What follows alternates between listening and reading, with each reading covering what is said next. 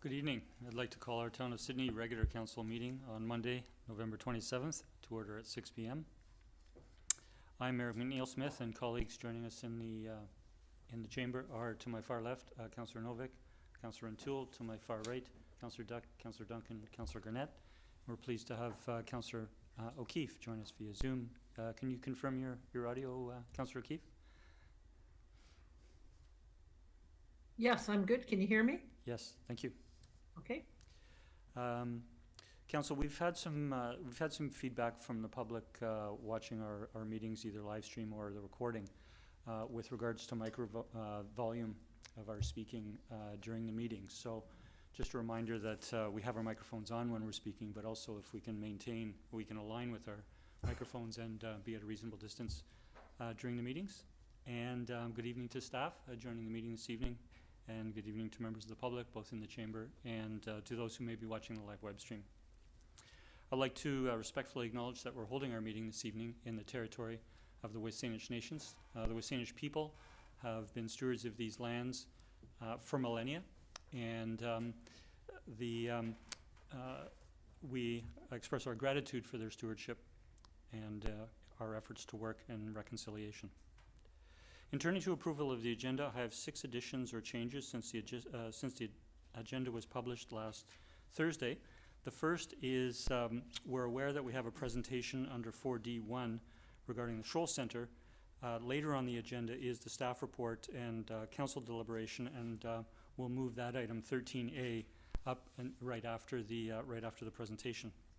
The second is the item 6A, which is the sign variance application.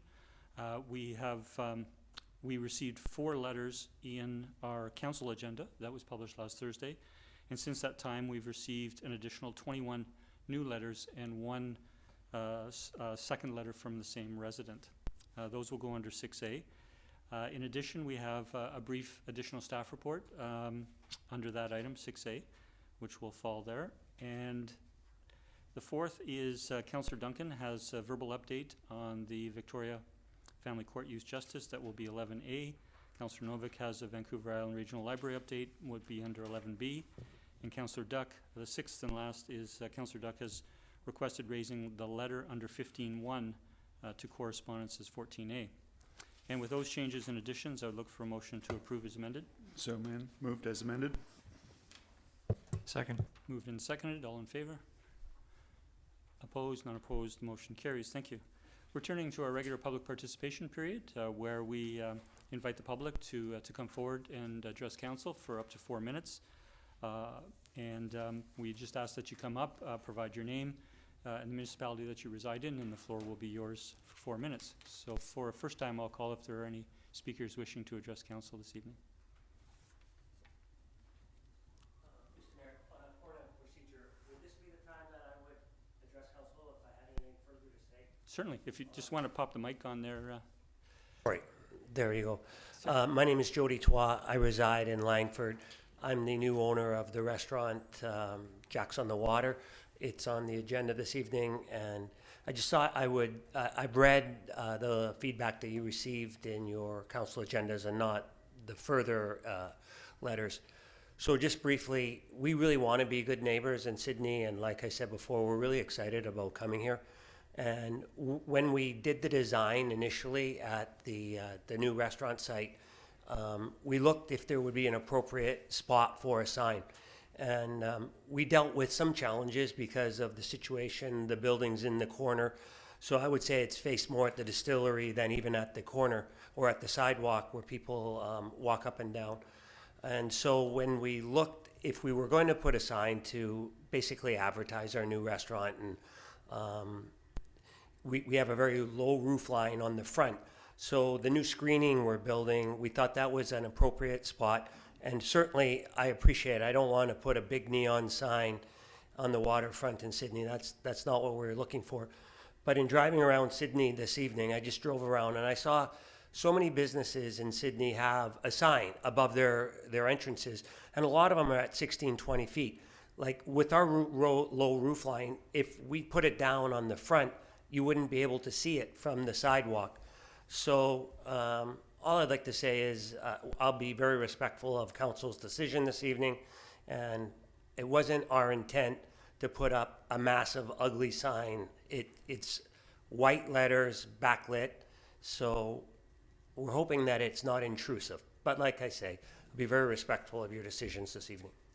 Thank you for coming forward, Mr. Twa. If you could just perhaps pop the mic off. Thank you.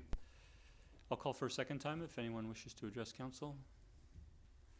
And for a third time, I'll close public participation, and we'll now go to presentations. And this evening, we have an update and a presentation on the update and renewal of our operating agreement between the Town of Sydney and Beacon Community Services for the SHOAL Centre. And I'm pleased to welcome Tricia Guelette, CEO of Beacon Community Services, and Jennifer Van Ness, the Director, SHOAL Centre and Senior Services. Welcome. Thank you so much. Thank you very much for the invitation, Mayor and Council. If I could just touch on, I think you're aware that we have up to 10 minutes for your presentation, and absolutely, we'd we be will pleased respect if you that. take questions afterwards. Thank you. Absolutely. So my name is Tricia Guelette, CEO of Beacon Community Services. We're really grateful to be here. If we can go to the next slide. Beacon Community Services is a local charity with a 49-year history, which began here in Sydney. We have over 300 staff and almost 600 volunteers, many who reside here in Sydney. We're dedicated to helping people and improving lives, and we serve the very young, the very old, and everybody in between. We operate across the entire CRD, and we've been contracting to the Town of Sydney for more than 15 years. Our organization was initiated in 1974 by a small group of volunteers, and Beacon started as the Citizens Advisory Committee to help address social issues all across the Saanich Peninsula.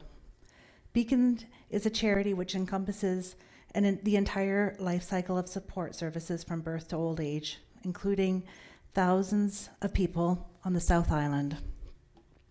Success is demonstrated in many areas, and in Sydney specifically, we offer children, youth, and family services, including childcare, outreach support for families, and youth at risk. Since April 2023, we've served 228 families from this community. Counseling and mental wellness services, we've served over 300 individuals in that capacity. Employment services here in Sydney on 3rd, we are serving 445 people, and in the last couple of months have placed more than 40 people into employment. We operate a subsidized housing for seniors and people with disabilities on 3rd, Wakefield Manor. We offered assisted living and licensed dementia care, and we offer thrift shops, and our thrift shops generate about $2 million in revenue every year. We're involved in an extensive network of partnerships, committees, and initiatives, and we play a leadership role in assessing and responding to community needs, especially here on the peninsula. And lately, we just won the Victoria Chamber Award for Best Nonprofit of the Year. We're very excited to be here to talk about the SHOAL Centre, and I'm going to turn it over to Jennifer to talk more about this. Thank you. My name is Jennifer Van Ness, for those of you that don't know me, and I'm the director of the SHOAL Centre. And the SHOAL Centre has become known as the hub of the community in Sydney, and we feel really proud about that. A lot of seniors come to the centre in search of some help with many, many things. And it's also a gathering place, so it's a place where people can come and socialize, stay active. We've got a lot of recreational programs, and the centre is owned by the Town of Sydney and has been operated by Beacon for the last 15 plus years. SHOAL Community Centre takes a multi-dimensional approach by combining adult and seniors recreation services, seniors wellness support, community outreach, and food services. So volunteers and Beacon staff together keep the centre running. We have probably over 200 volunteers that work in the centre and in the community with our community programs. And the centre also houses and prepares meals for the assisted living residents that live in the centre. For anybody from Sydney, anyone can come and eat in the dining room. And it's a wonderful place for people who are maybe isolated or living on their own to come and get a home-cooked meal for a respectable price. We also cook meals for our More Than Meal program. So we have about 150 people on our More Than Meal program and cook up to 500 meals a week that go out into the community with our volunteer team. So a large part of what we do is community engagement, and we have a lot of services. I won't say them because they're written on this slide. But we serve a vulnerable population. So we're passionate about our community, and we would like to think we serve with high quality programs and outstanding customer service. We don't like to turn people away when they come with their various questions about how they can find support. If it's not something that we do, we will help them find what they need. We host a lot of meetings, lunches, dinners, receptions, weddings, celebrations of life. And we use the income that we get from those to go back in the center to help us run all our programs and services. The Tides dining room has meals, and I believe I touched on that. They're value price meals, and we encourage people to come and have a meal. We serve lunch and dinner every day. And SHOAL is a place to come for resources and referrals. As I said earlier, we have people coming in for all sorts of reasons.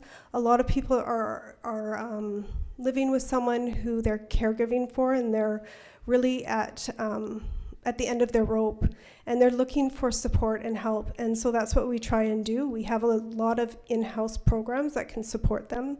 But if it's something that we can't support them with, we can refer them on to Island Health or different areas where they can find support. And we have advocates that can help them do that if they have to navigate the system, the healthcare system, and fill out forms, which can be very confusing for the best of us. We have those services as well. Our Better at Home program is the heart of what we do on the peninsula.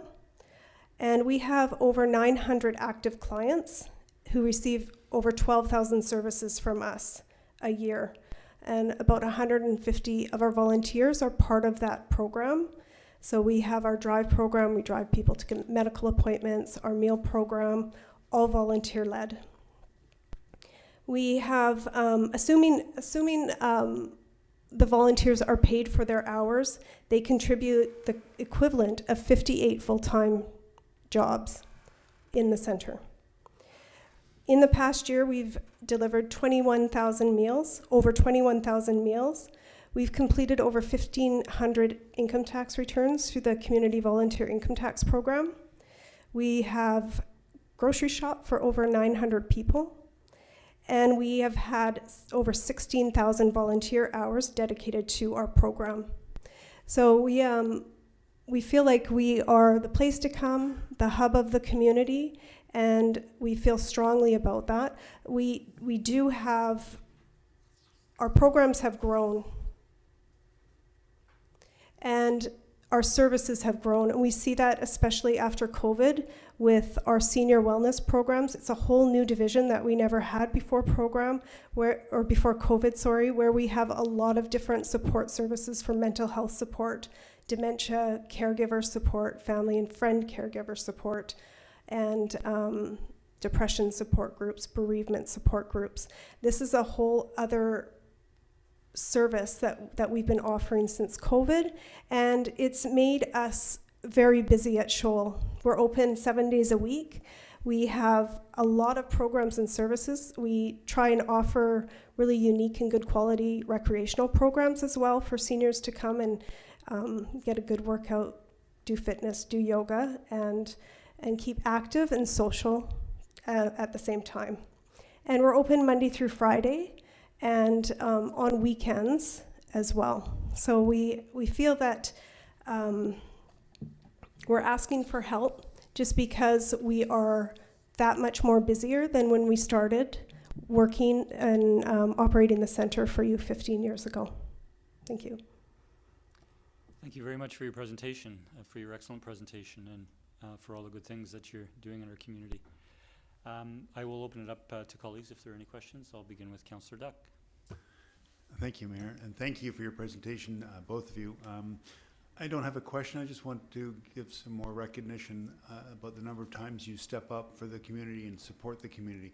In particular, you opened your doors to the Turtle Rock at the last minute, and it made for a great reception in Sydney. And I know there are a number of other activities when you open your door and let people come in and do things. So just want to share our appreciation for those continued efforts. We welcome them and thank you. Thank you. Thank you, Councillor. Councillor Guelette. Thank you, Mayor. After having read your letter, the first question that popped in my mind was, with the events that happened that you spoke to, how are your staff members? How are our staff? How are they doing after having these incidents occur? Just wondering their overall. They're fine. It's troubling, and we talk about it afterwards. Yeah. And we've spoken to the RCMP to get support through them as well.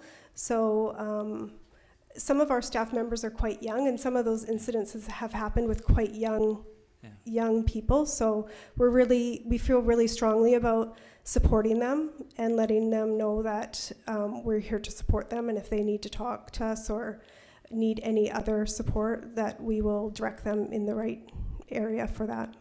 Thank you. Thank you. Thank you, Councillor Guelette. Seeing no other questions, I have just one. You might have mentioned one of the numbers in your presentation was the number of senior members that you have. Was that 900? Did I hear that correctly? So we have over 900 members at the center, and they are from the peninsula, so not all from Sydney. I think we have over 800 members, though, that live in Sydney. And I think we have about over 1,200 clients that live in Sydney. Thank you. Thank you again for your presentation. We'll end the presentation now, and we'll go on to on to this item on our agenda. Thank you. And so, Council, we do have a staff report, and I'll turn to staff for an introduction, please. Good evening, Mr. Hissick. Thank you, Mr. Mayor. So the town, as mentioned, has had an agreement with Beacon for the operation of the senior center since 2007. That agreement expires at the end of this year and is being advanced tonight for renewal. The major changes in the agreement have been highlighted. It features a 5-year term with 2 potential 5-year renewal options, subject to an agreement at that time about funding. BCS is seeking an increase in annual funding to $100,000 starting next year, which is about $25,000 more than projected under the current arrangement. A letter of justification is included with this report to outline the reasons why they need that extra funding. It's mainly due to expanded hours and increased security needs. So if the agreement is approved as presented, the total net annual cost to the town of operating the senior center is about $166,000, which works out to about $13,800 a month to operate a senior center, which is fairly cost effective for the town. Thank you, Mr. Hissick. I'll turn to colleagues if there are any questions of staff. Seeing none, we do have a recommendation. We might change one word in the recommendation, association to services, but I'll turn to Councillor Duck. Yes, and I'd like to read in the recommendation, and so move that the revised senior center and commercial kitchen operating agreement with the Beacon Community Association be renewed for an additional 5-year term subject to required public notification. Second. We have it moved and seconded. I'll turn to the mover. I have nothing to add other than my commendations to this organization for the services they bring our community and the history they've now delivered to the Capital Regional District. So, yes, I think we should move ahead. Thank you, Councillor. Councillor Renewal. Yeah, thank you, and just my appreciation to staff members from Beacon Community Services who are here this evening, and to your very impressive complement of volunteers who help you in support of the center and the incredible number of members from Sydney. So thank you for your work. Seeing no further discussion, I'll call a question. All in favor? That motion carries unanimous. Thank you, and thank you again for the presentation. Council, we're now turning to Section 6, Development Permits and Development Variance Permits. And under 6A, we have Development Variance Permit Application Number DV 100347 at 9881 Seaport Place to relax bylaw requirements to permit one rooftop sign and 2 fascia signs on the property. As indicated during the agenda review, agenda approval, we have received 4 written submissions in the council package, and then since it was published, we received an additional 21 letters. And council, I just want to note that in the in the staff report that we originally received on November 5th, and then moved forward on the November 14th to notice to naming residents, there was 4 specific variance requests. And they are enumerated in the Notice of Development Variance Permit Application. And so council does have the opportunity to approve the application, which would approve all 4, or deny, or we could, council members could consider if they wanted to approve some but not all of the variances. So I will turn to council for direction and a recommendation. Councilor Renewal. Thank you. In that there's a staff memorandum included in the package, is there an opportunity to look to clarify anything further with staff before moving motion? Certainly. Before that, I will open it up to colleagues for questions from staff. Thank you. If I may, Chair. Through you to staff. I just want to clarify, because the staff report, speaks in particular to comments received in letters from residents around the illuminated roof sign. Is there a requirement as a part of our bylaw in terms of the hours at which a sign of that nature could be illuminated, number 1? And number 2, if you could speak to the refresher memory and the positioning of this sign described as rooftop, but by my recollection it is affixed to screening at the level of the mechanical on the roof area. So if you could speak to those 2 items, please. Certainly. Through the Mayor to Councilor Renewal, no, the sign bylaw does not regulate hours in which a sign may be illuminated or not. That's not something that a municipality controls through the sign bylaw.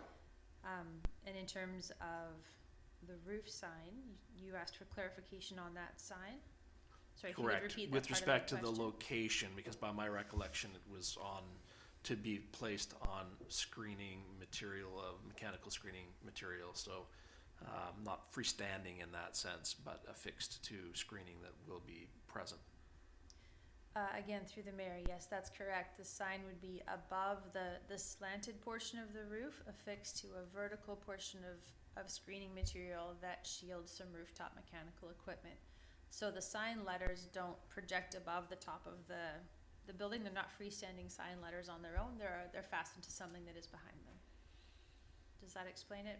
Yeah, thank you, it does. And There's also graphics available in that staff report to Committee of the Whole from that meeting earlier in November. There's drawings attached to the report that show the proposed sign. yeah, thank you. If I may, Chair, one more question. The applicant noted this evening during public participation that the intent was that the sign would be backlit as opposed to any other manner of illumination. If this variance were to be approved, would it specifically restrict the applicant to using a backlit sign as opposed to something perhaps, neon or illuminated in some other manner? Through the mayor again, the Sydney's sign bylaw allows signs in this part of town to be illuminated. At section 4.5 of the sign bylaw that I'm looking at, it says signs may be internally illuminated provided only that the copy of the message is illuminated. That means the individual letters. They can't have a large, like a box or a rectangle surrounding the letters and light up the whole thing. It would just be the individual letters. The letters can be illuminated either directly or through a halo effect, meaning that the letter itself is solid and there's a light shining from behind it that illuminates the shape of the letter. So no, it's not proposed to be a neon sign. Thank you. Thank you, Councillor O'Toole. I'll turn to Councillor Novak. Thank you, Mr. Mayor. Through you to staff, could you please describe the nature of the screening that the roof sign is proposed to be attached to, and how it is affixed to the roof?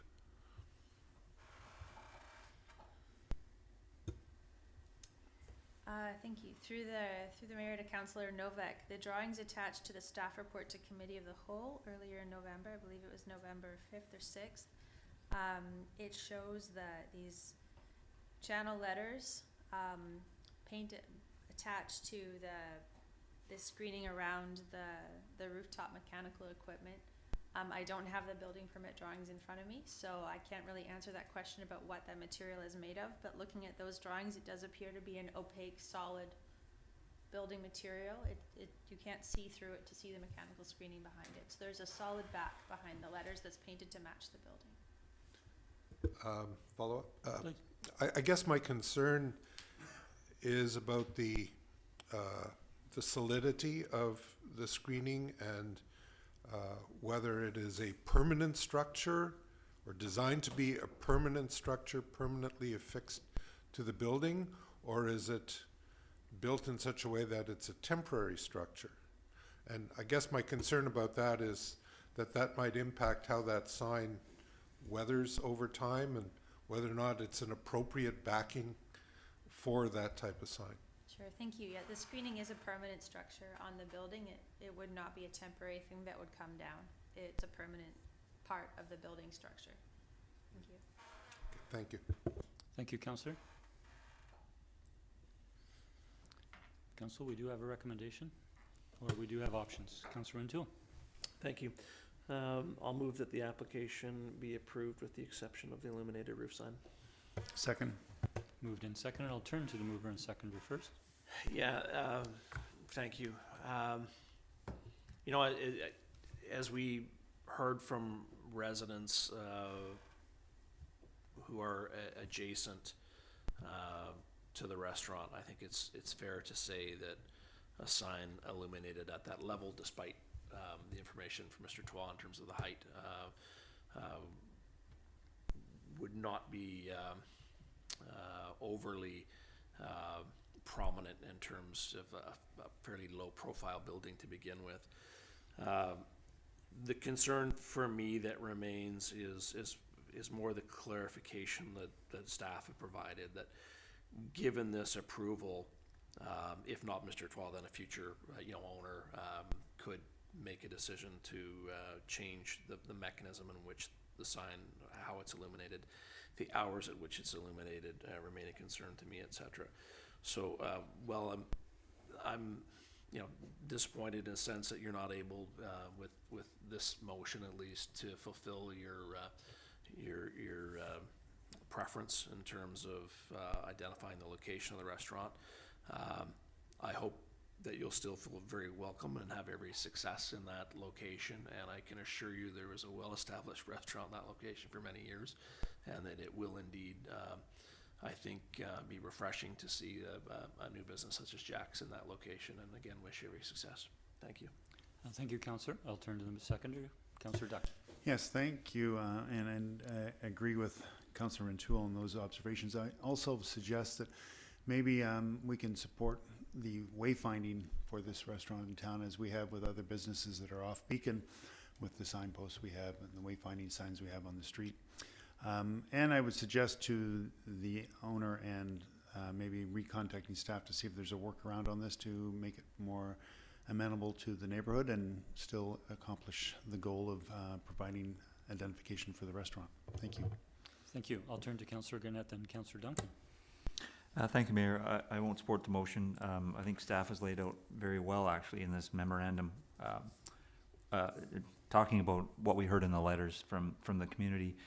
And I would say that there is plenty of condo buildings downtown that residents have to deal with lit signs for longer periods of time, so I don't see that as an issue. I visited the site. I've been there twice in the dark, and I understand what the proponent is asking for.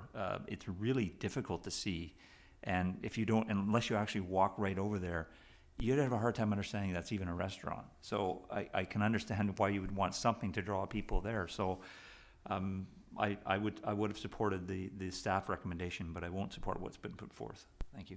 Thank you, Councillor Guelette. I'll turn to Councillor Duncan. Thank you. I mean, I'll support this motion as it is and then simply move the remaining motion afterwards separately and see what the appetite is for that. Because like Councillor Garnett, I have no problem with this roof sign. I understand we received many letters about it, but after reading these letters, it is clear to me that most of the people writing the letters did not actually read the application before they protested it. They are protesting types of signs that are not being proposed, numbers of signs that are not being proposed. They're arguing about a context that is not terribly relevant. You know, light pollution in this area for a sign that size is so minuscule compared to the fact there is an enormous marina and a 7-story lit building next to it. There's lighting along the walkway. It's out of context. They're not something that I can really take into account in a way that means that if he came forward with another application, these neighbors could be satisfied because they're not arguing against what was being proposed in the first place. Coming back to them with a new proposal isn't going to help. So I'm happy to move this proposal as it stands because I think that the staff report and particularly the one-page memorandum that followed that put those points very clearly are adequate. So thank you. Thank you, Councillor. And based on the two previous speakers, there is the option for council if you wish to amend the motion on the floor to add that, and then that would test the question on the fourth aspect of the variance, or as Councillor Duncan indicated, if this moves forward, there is an opportunity to put another motion forward. Sorry, I'll turn to Councillor O'Keefe. Thank you, Mayor. I'm in support of the motion. I also had issues with the rooftop sign when I first saw it, when it first came to committee of the whole, and then reading the responses from residents. I think, I don't see that there's a need for it. So there's been a restaurant in that location for years. I'm not aware that they had any additional signage required. They did a fairly good business, as I understand. Also, that location, there's a lot of foot traffic. It's going to be even more once the new public washrooms come in. So I think it'll be very apparent to people that there's a restaurant there. In terms of brand recognition, I understand the desire to have a big presence. However, I'm kind of more concerned with the brand of Sydney by the Sea. And I think our little waterfront area there is something that's unique, a lot of natural assets with the water, the natural views of the Mount Baker, boats on the water. And I do have concerns about cluttering up the area with more signs than we need. I think also keeping a level playing field for all businesses is important as well. I'm sure lots of businesses would like to have more signs to draw attention to their business, and there's a reason we don't allow that. So I'm happy to support the motion as it is. Thank you. Thank you, Councillor. I'll turn to Councillor Novick. Thank you, Mr. Mayor. I don't have a lot to say. My colleagues have pretty much talked about everything that needs to be talked about. I'm going to support the motion as it stands. I believe that, as Councillor O'Keefe stated, that it's unnecessary to have a rooftop sign. There are plenty of opportunities for restaurant identification within the bylaws as they stand on the existing fascia of the building with illumination or whatever other traffic catching technology the owner would want on that. And I too am concerned about the dozens of other restaurants and retailers in the area that don't have the opportunity to put a sign on the roof, but would if they could. And so I fear that this could be the thin edge of a wedge if allowed to go through, and we'll start getting a flurry of applications for rooftop signs or signage that falls outside the boundaries of the bylaw.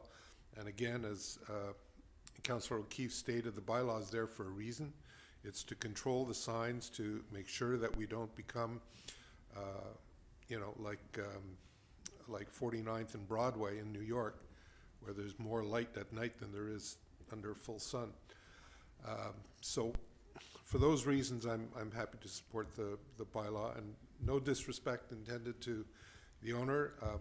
I spent 25 years in the restaurant business. I know what it's like, but sometimes you just have to work within the existing structure. Thank you. Thank you, Councillor Novick. I'll turn to staff with a question. The variances included in this motion include the vertical dimensions of the fascia sign, which is larger than the bylaw, and also that it is not raised as far off the ground. There's a variance for it not being raised higher off the ground. If this motion were to carry and the rooftop sign is not permitted, the proponent was intending on having the word restaurant as the fascia sign on the front of the building. They would be able to change the name if they wanted to change that from restaurant to Jack's, given that they wouldn't be having the roof sign.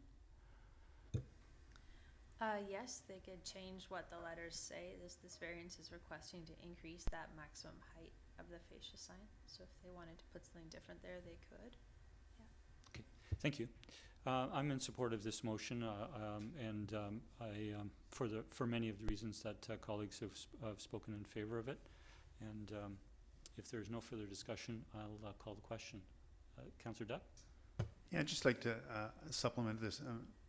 I thank my colleagues for their information regarding signage, but we have approved a sign in past for another restaurant to do similar fascia advertising. So just to say we've done it in the past, but I think I would be favorable to an amendment to include this or a motion arising, just to say that I'm still in favor of seeing something up there. Thank you.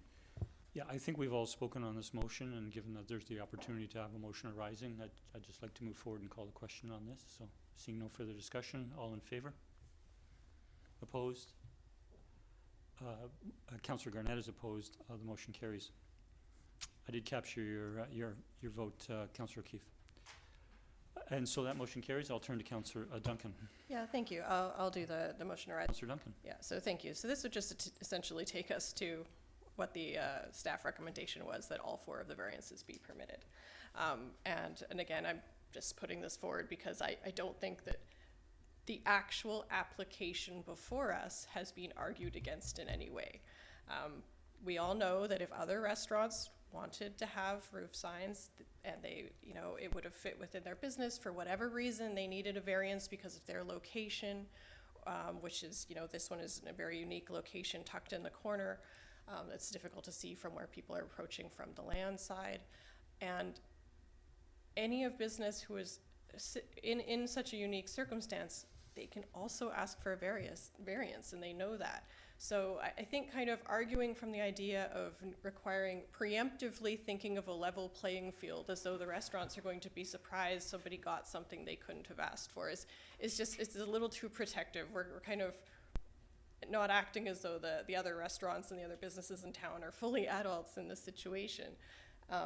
The idea that this is somehow extra light pollution compared to a sign that would have been exactly the same, but like a meter down within the bylaw, you know, if this building was arranged differently with a different type of roof. Again, it's just, it's very odd to me that this sign is evoking such strong feelings about the way it would impact the town, especially considering it will be a lit sign that's concealing mechanical screening that's already on the roof, which is, I suppose, if that's what's more in keeping with the brand of our town is mechanical ventilation equipment, so be it.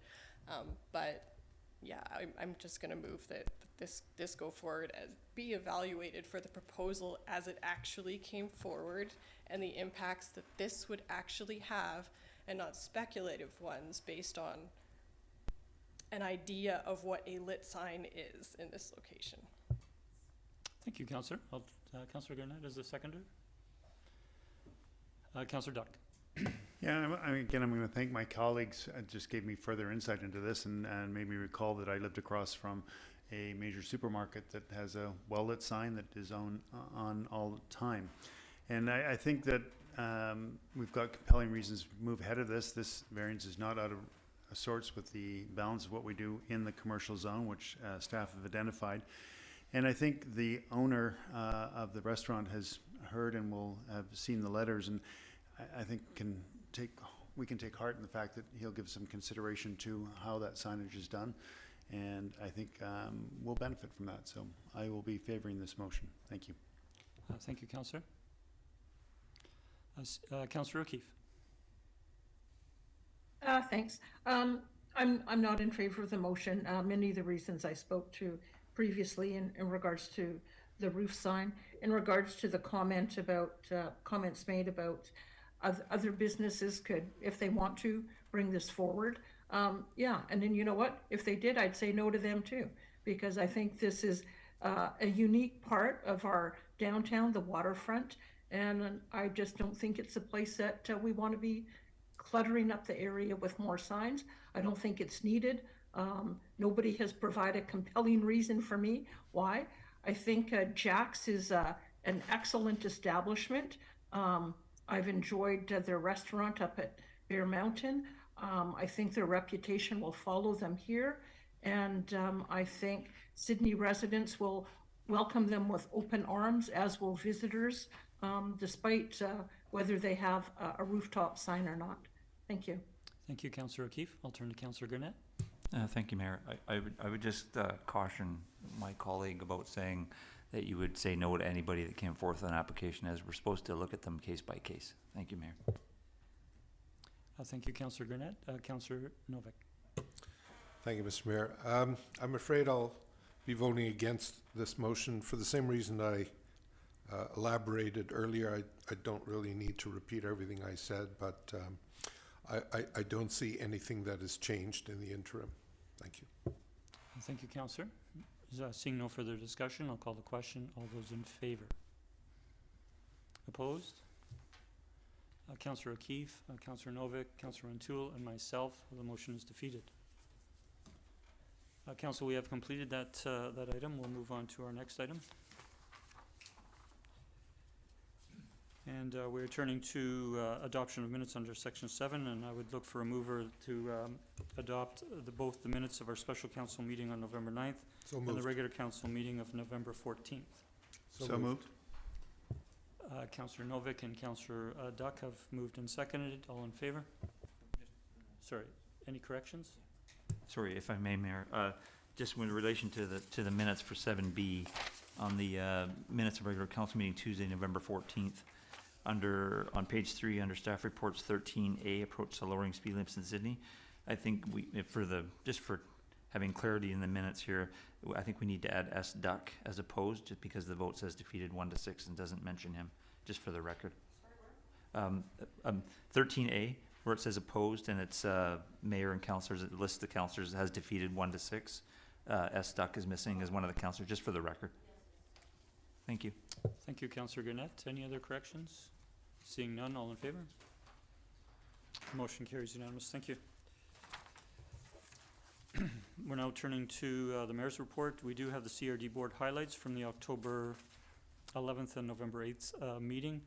This is for information only. I don't have anything I wish to elaborate. I think the reports are very full, and I would open, we don't need a motion, but I would provide an opportunity if council members had any comments or questions. So first turn to Councillor Duck and Councillor Guelette.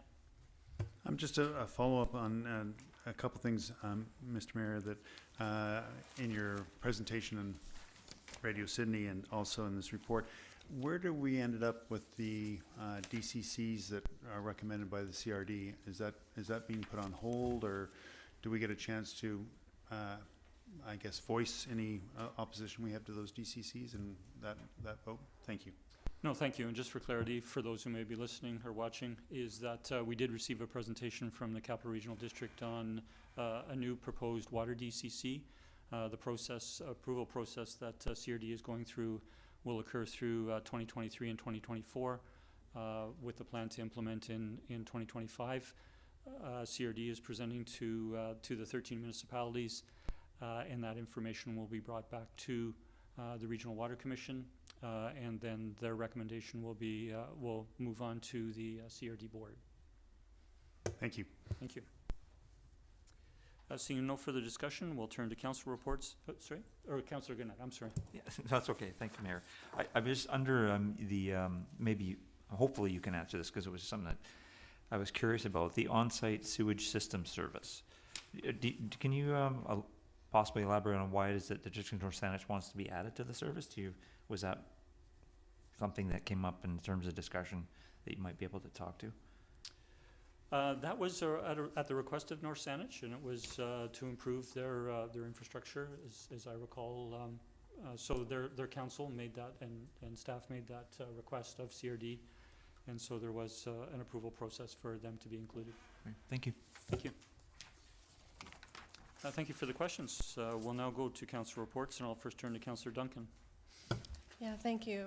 My report, just briefly, is from the Victoria Youth and Justice Committee. And we, as part of the committee's mandate, is giving out various grants to organizations that provide services for youth and families. One of our granting organizations, the Youth Empowerment Society, did give us a report out on how many youth they served, which was more youth, of course, this summer than usual, and they had a lot of returning youth, but with the grant, the committee was able to give them, and they were able to hire back their counselor that they had last year, which was really important. The youth there were very happy to have that continuity, and it sounds like it's one of those organizations you hear about now that are doing really good work at providing a safe place for youth that would perhaps be hanging out with peers that would send them down paths they didn't want to go during the summer, and so this gives them an alternative, and that was good work to hear about, which kind of led into the main thrust of, I think, the advocacy that this group has been trying to work on, and perhaps councils probably need to go to the most if this is kind of a mandate we want to have, is supporting this sector, is that there was, on March 3rd, 2022, CBC's Fifth Estate did a profile on opioid use in Victoria, and it has a very long title. It was, why opioid addicted youth can't be forced into care. But our MIST team, the MYST, Mia Golden and Gord McGee are profiled in that about 6 minutes in, and they explain what they do and the kind of barriers that they're up against. And so for anyone on councils or in the public who are watching this who wanted to see that and kind of lend your support if you're given the opportunity to what they're asking for, which is at least one more team, but ideally 2 more teams of 2 people like them, a police officer and a counselor, because their caseload is at least that big, and they're doing triage, but they're not even able to get the highest risk kids anymore with just the 2 of them. So if we really want to service the youth in our communities and prevent the gang activity and drug overdoses and exploitation, then that will be a big thing for us to do. So thank you. Thank you for the update, Councillor Duncan. I'll turn to Councillor, sorry, are there any questions of Councillor Duncan's report? Seeing none, I'll turn to Councillor Novick, our representative on the Vancouver Island Regional Library Board. Thank you, Mr. Mayor. I'll try to be brief. There has been a lot going on with VRL. The most important thing was a very extensive budget review debate this past weekend by the Board of Trustees. The bottom line was the budget did go through. The reason for the debate was that in order to keep VRL afloat, the increases in the levy to the various communities that have VRL libraries, about 38 branches on the island, and in I think on the Sunshine Coast. Sorry, not on the Sunshine Coast, but the islands such as Haida Gwaii. Those increases range from 10 to 20% depending on what their previous levies were. There was a lot of work in trying to understand why that was, and one of the reasons was about 12 years of mismanagement by previous trustees, much of which, and I don't want to take too much credit for this, but I was able to bring to light very early in the season and made the recommendation that there be an audit and finance committee, which there used to be 15 years ago, but for some reason, some past chair decided to do away with it. And so the board this weekend did agree to a new audit finance committee, and there's a pretty good chance that I'll be chairing that committee. In addition to that, Virl has received a $300,000 grant for the new Masset Library, so that's good. We've received a grant for $50,000 for Bravo overdose detection sensors. Now, just a little bit of background, you may be interested in this, but a number of the library branches around the island have been used as warming sites or cooling sites, or even just not overnight shelters, but during the day shelters for people without homes. And there have been a number, notably in Nanaimo, where people have used their public washrooms for drug injection. And in some cases, overdoses have resulted. And so the library has partnered with a company called Bravo, who has developed a non-invasive overdose detection sensor, which will be mounted in washrooms. Don't ask me how it works. The technology is well above my pay grade, but apparently it does. And there's no video involved, there's no audio involved, but there is the ability somehow for them to detect when an individual has in fact overdosed, and then that warning message is directed to somebody who alerts the authorities. In any case, there are 7 at-risk branches. If you want them, I can do it offline, but there are 7 that are going to be outfitted with those Bravo overdose detection sensors. So I thought that might be an interesting point for you. The Virl strategic plan, which was approved a couple of months ago, has now been distributed to everyone. And in the interest of trying to save money, cutting expenses, we've reduced our meeting schedule to have full Board of Trustee meetings once per quarter instead of 6 times a year, and the executive meetings will take place on an alternating timetable as before, with 1 additional meeting towards the end of the year to avoid a very long gap between having any governance meetings whatsoever. So that's pretty much it. If there's any questions, I'm happy to entertain. Are there any questions of our colleague, Councillor Duck?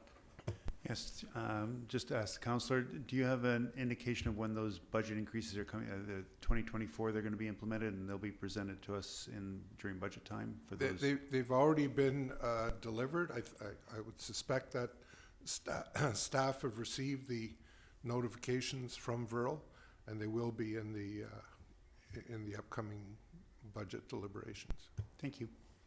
Thank you. Councillor Minto. So if I may, what was the increase to Sydney? What percentage increase was it? Like I said, it ranged from 10 to 20%. I'm not really sure. I think ours, I can actually give you the full numbers if you like. Just give me half a second. And just for clarification, you're making reference to a 2024 budget increase for Sydney? Yes. There's 2 levies. There's a capital levy and an operating levy, and so the combined levy for Sydney is $1,020,577, compared, well, the difference from the previous year is $168,802. So it works out to approximately 20%. And just for clarification, that would be shared amongst residents in Sydney North Saanich as it is combined, or no? Okay, that's just Sydney's I'm portion. sorry, that's just Sydney. North Saanich Sorry. has their own assessment, No, I appreciate that. Yeah. Clarification. or their own levy, I should say. Councillor O'Toole, further comment? No, I'll look forward to that discussion during budget season. Thank you. Thank you. I will seek clarification from Mr. Hissick with regards to what the process may or may not be through Sydney Council. It doesn't go through our budget, it's approved at the VIRL board level. So we just accept it as approved by the board. I'll turn back to Councillor O'Toole.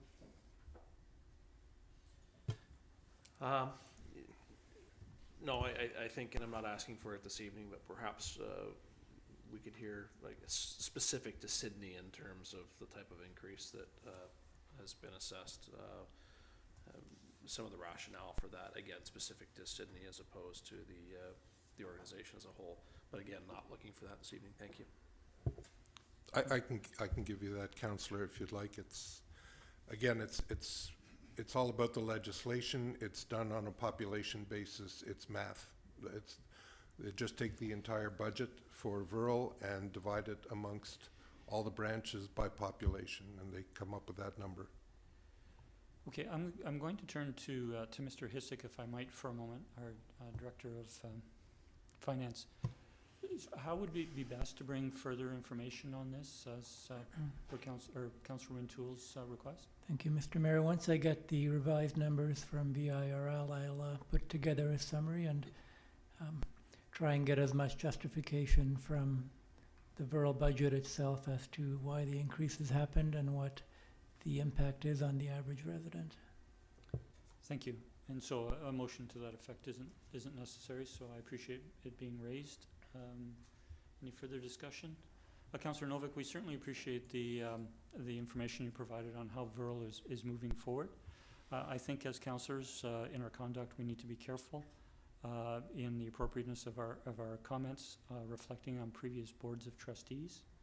And I would ask you to consider perhaps retracting your comment with regards to previous boards of trustees. Fair enough. Thank you. Done so. Seeing that, we'll move on to our next agenda item, which is committee reports, and we're first turning committee of the whole. From November 20th, we have the minutes. We do not require a motion, but I will ask council if there are any corrections to those minutes. Seeing none, I will turn to Councillor Duncan, who is the chair of that meeting, to walk us through the 4 recommendations.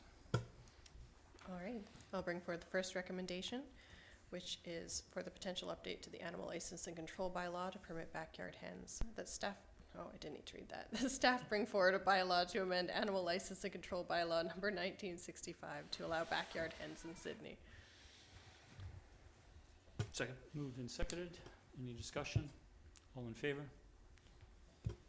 That motion carries unanimous. I'll move the second recommendation, that the CRA rates for daily meal allowances as amended from time to time with the addition of daily combined maximums be adopted. Second. This is the council expense policy. It's moved and seconded. Any discussion? Seeing none, Councillor Guelette. Yeah, thank you, Mayor. Just for people that maybe didn't see the first original meeting, I won't support the motion, and it's just because I thought the increase was too high. Thank you. Thank you, Councillor Guelette. I'll now call a question. All in favor? Opposed? One opposed, Councillor Guelette. The motion does carry. Councillor Duncan? Recommendation 3, also pertaining to the council expense policy, that mileage reimbursement be included for travel outside town of Sydney municipal boundaries. Second. It's moved and seconded. Any discussion? Councillor Guelette. Thank you, Mayor. Just for clarification, again, I'll be not supporting it. It was based on the fact that in the previous document, it spoke to south of Keating Cross Road, and I was comfortable with that. So, thank you, Mayor. Thank you, Councillor. Seeing no further discussion, I'll call a question. All in favor? Opposed? One opposed, Councillor Guelette. The motion does carry. Just before going to the 4th recommendation, Councillor, I'll turn to Mr. Hissick. Mr. Hissick, did you wish to comment on the 4th recommendation before it's put forward? Thank you, Mr. Mayor. That would be useful. I have given some consideration to what was raised at the committee meeting, and it would be helpful if we did have a little more clarification of intent. That would help me bring it back for consideration earlier, just to know what options may or may not be palatable to council. So when this was raised, it was raised in terms of one night of travel, but that hardly begins to cover attendance at some of these conferences where the council member might be away for 3 or 4 days. So I'm wondering if the intention of bringing this up was truly limited to one night, or whether it was meant to cover an entire conference should a member choose to attend. And also maybe some clarity around how many conferences per year should be eligible for this for one member of council, whether elder care should be added to the conversation, not just childcare, and perhaps would council be amenable to a set amount per day or night as opposed to somehow looking at actual expenses that might be involved? And finally, would there be any appetite for childcare expenses for weekly meetings as opposed to just conferences? So if council would like to weigh in on any of those, it would help me bring something forward. Okay, thank you, Mr. Hissick. So before, I'm going to take some latitude here, before requesting the motion be put on the floor, I would ask, turn to the mover. I don't recall who moved this motion. Councillor O'Keefe moved this motion. Mr. Hissick has raised some points, but one point that would help clarify for me as well is conferences were certainly referred to, but then council members certainly have their council meeting, committee of the whole meeting obligations, and also their appointments to external boards, commissions, and committees. So if you're willing, Councillor O'Keefe, if I could turn to you for possible further clarification. Sure. So when I was proposing this, I was thinking of the case where I was talking about overnight travel. I wasn't thinking just one night. If it's a 5-day conference, and what I was looking at was cases where a parent, if they're working, they usually have daycare covered during the daytime, during regular office hours. And so not necessarily asking for that to be reimbursed, but being away overnight is sometimes a challenge. And so having reimbursement for those overnight costs, childcare costs, is where I was aiming. I wasn't looking to limit it to a number of conferences. In terms of amount, I'm sort of out of that field right now in terms of daycare costs, so I'm not in a position to say what an appropriate amount would be, but that was my general intention behind the motion. If that helps. Thank you, Councillor O'Keefe. I think that does clarify. I'll turn to any colleagues if they have any questions. Seeing none, thank you, Councillor O'Keefe. Councillor Duncan, I'll leave you to move forward as you wish. Yeah, I'll move the recommendation as it stood, knowing that Mr. Hissick is still kind of looking into it. So recommendation 4 was that childcare expenses be reimbursed when overnight travel is required and there is no family caregiver available. Second. Moved and seconded. Any discussion? I do have one question, and I'm actually going to suggest an amendment, and that is to remove "and there is no family caregiver available." I'm not sure how that requirement would be, unless somebody's willing to enlighten me how that requirement would actually be implemented. So I'll move the amendment to remove that, and I would look for a seconder. I already sort of motivated. Second. Moved and seconded. So, sorry, I did motivate while I moved, but seeing no further discussion, I'll call the question on the amendment to remove. All in favor? That motion carries unanimous. Thank you. And so on the main amended motion now, any discussion? Seeing none, I'll call the question. All in favor? And that motion carries unanimous. Thank you. Thank you, Councillor Duncan, for taking us through those. We're now moving to staff reports under section 13. We've already done 13A, so we'll turn to 13B, which is the funding request for solar lighting for west of Highway 17 bike path. I'll turn to Ms. Clary for an introduction, please. Good evening. This report is being brought forward because the West of Highway Bike Path was identified as a priority in the West Side Local Area Plan. 2 of 3 phases of the improvements have been completed so far with solar lighting on most of the first 2 phases. There's about 9 lights still required on the second phase to totally complete that. We do have the 3rd phase of work scheduled to occur in 2024. But the lighting supplier actually approached staff and made us aware of a significant discount that's currently in place for the lights, the solar lights that we've been using along the pathway. So this request is to get pre-approval to put in the order for the lights. It's most likely going to be a 2024 expense because we won't receive the lights until 2024.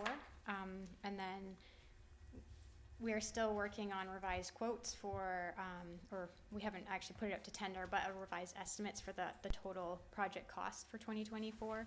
And if the project is expected to be less than the total budget, we would bring that forward at budget deliberation time.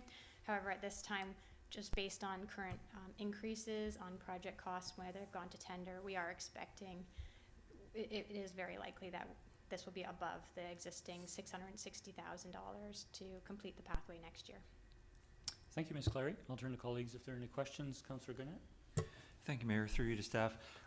Will the purchase of these, if this was to be approved, will it move up the timeline for what was originally anticipated for the rest of Phase 2 to have its lights put in? Through to Councillor Garnett, yes, we will install them when they are shipped. We expect it to be 8 to 10 weeks for them to be delivered to the town. So we would put them in when the bases are already in place. They were installed as part of the Phase 2 project, and we would just have the town's electrician go and install them. Thank you very much. Thank you, Mayor. Thank you, Councillor Guelette. Any further discussion? If I could, Councillor O'Keefe. The swing helps. Okay, a question for you to staff. So while I'm always thrilled for us to get a good deal on things and 30% and 50% discount, I'm just in this current environment where everything seems to be going up in price, I'm just wondering if we have any indication as to why such a good deal. Do we know whether are these surplus in some way, or is there any indication that maybe these types of lights and poles haven't performed so well in the past and that's why they're on sale? So just wondering if staff have any insight on that. Ms. Clary. Through to Councillor O'Keefe, our understanding is that there's a surplus at the manufacturer at this time. These are actually the same lights the town has installed a number of years ago on the Lochside Trail close to the town's public works yard. So the town actually has very good working knowledge of this light system and is very happy with it. Actually, it's town staff are very pleased that they're on sale, and we're very happy with the product overall. Okay, that's great. Thank you for that. Thank you. Councillor Garnett. I'll move the recommendation if there's no other. Please go ahead. I'll move the recommendation that the budget for the West of Highway 17 Bike Path project be increased by $140,000 with funding from the Canada Community Building Fund. Second. Moved and seconded. I'll turn to the movers. Yeah, thank you, Mayor, and thank you to staff for this. As Councillor O'Keefe mentioned, $80,000 in savings. That's not insignificant. And as someone who used this path to go to work in the early hours of the morning, I can tell you how much of a benefit it was to have the lights. They went in phases. There was one, and then they all went in, and just from ability to see where you're walking and from a safety perspective, this is a really good initiative, and I'm glad it's moving up the phase for Phase 2 to finish that quicker, because it really is a benefit to that side of the highway. Thank you. Thank you, Councillor. I'll turn to the seconder. Yes, I concur with everything Councillor Garnett said, and just want to echo that it's great to see that we're getting that uniformity through all the bike paths in Sydney. Thank you. Thank you, Councillor. Seeing no further discussion, I'll call a question. All in favour? That motion carries unanimous. Thank you. We're now turning to item 13C, which is a grant application under the 2023 Fire Smart Community Funding and Support. So I'll turn to Fire Chief Mickelson for an introduction. Good evening. Good evening, Mayor and Council. This report requests Council support for a community resiliency Fire Smart grant. If successful, funding would be provided for a risk assessment in addition to training and structured defense equipment, and I'd be happy to answer any questions. Thank you, Chief. I'll turn to colleagues if there are any questions. Seeing none, there is a recommendation. Councillor Duck. Yes, and I so move the recommendation that staff proceed with a grant application under the Community Resilience Investment Program, CRIP, Fire Smart Community Funding and Sports to obtain a community wildfire protection plan, provide education on a public and internal level, and to purchase the equipment needed to support a Type 2 sprinkler protection unit. Second. Moved and seconded. Any discussion? Seeing none, I'll call a question. All in favor? The motion carries unanimous. Thank you, Chief, for bringing that forward. We'll turn to the monthly building report under 13D. It's for information only. We don't require a motion. Are there any questions for staff? Councillor Guelette. Thank you, Mayor. Through you to staff, just out of curiosity, the last two ones listed on this on the flip side, 2270 Harbor, 1047 the Rest Haven Drive, they don't have expiry dates. Is there a reason why there isn't? I'm sure there is, but I'm seeking clarification. Yes, for sure. Through the mayor to Councillor Garnett, those will get an expiry date when they get an issuance date, which is when we register the permits. So we've been waiting for revised plans and updated copies to insert as per council's resolution. So we've recently obtained those, so they'll be registered soon, and then you'll see that expiry date added. Great. Thank you very much. Thank you, Mayor. Thanks for the question. Seeing no further questions, we'll move on to correspondence under 14A. We have the letter that Councillor Duck chose to raise from Sherry Lynn Platinga that was under correspondence for information. I'll turn to Councillor Duck. Thank you, Mayor. Yeah, over the last couple of months, I've had discussions with residents both from North Saanich and Sydney along this route, as well as been in conversations with our MLA regarding speeds on this direct arterial that's under the direction of Modi. And I would just like to advocate for the council to support the mayor in discussing potential opportunities with the mayor of the District of North Saanich to push this further up the line with Modi to look at speed controls, as we're now evaluating that throughout Sydney. Thank you. Thank you, Councillor Duck, and you know, I think we're appreciative for understanding that this section of roadway from Ocean through Lochside Drive from Ocean through to the McTravis traffic circles is in both Sydney and North Saanich. This letter writer that has forwarded this letter to us wrote a letter to District of North Saanich that was received on their council agenda earlier this year, and I would be pleased to touch base with North Saanich Mayor where that landed at their council, and we did direct from our traffic speeds discussion at a previous meeting that the roads other than local roads will go to strategic planning for further consideration. I can hopefully provide an update then. Thank you, Councillor Duff. With that, we do have just one item that I want to acknowledge under correspondence for information, the email from Jay Welburn. We don't have any notices of motion this evening, so I will turn to Councillor Guelette to read in, as he often does, our motion to go in camera. Thank you, Mayor. I'll move that it is in the opinion of council that the public interest requires that persons other than members of the council and officers be excluded from the meeting to consider confidential matters respecting labor personnel issue pursuant to section 90.1C of the community charter, and that council continue the meeting in closed session. Second. Moved and seconded. All in favor? The motion carries unanimous. Thank you. And a motion to adjourn. So moved. Second. Moved and seconded. All in favor? We are adjourned. Thank you, council. Thank you, staff. We will reconvene for in camera in 5 minutes. Thank you.